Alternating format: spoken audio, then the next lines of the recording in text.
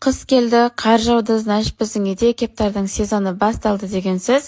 Күйеуім мен қайнағам бүгін кептар ұстап әкепті. Сонымен жүндерін тазалап, барлығын өздері дайындап берді. Үйітіп дегенде мен ана жақта картошкамды дайындап алдым. Балапан ана жақта барлығын бақылап отты, қарап қызық қой енді бұған. Негізінде сіздер кептардың етін жеп көргенсіздер ма? Дәмі қалай шығады? Былтыр тоже осындай сезонда мен вообще жемаған болатынмын, 2 қабат болып, маған иісі де, түрі де вообще ұнаған жоқ. И сонымен міне папа ана жақта ұйытып, күйеуім барлығын тазалап, одан кейін папа жуып, сразу қуыруға барлығын дайындап берді. Мен ана жақта уже тамақ істеп жатырмын.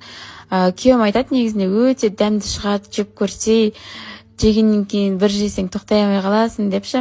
Сіздер өз ойларыңыз жасай кеттіңіздер. Міне осындай негізінде әдемі болып пісті. Иісі деген өте жақсы негізі, бірақ жемадым бұл жолы да. Сонымен үйдегілердің тамақтарын үстіп беріп алдым.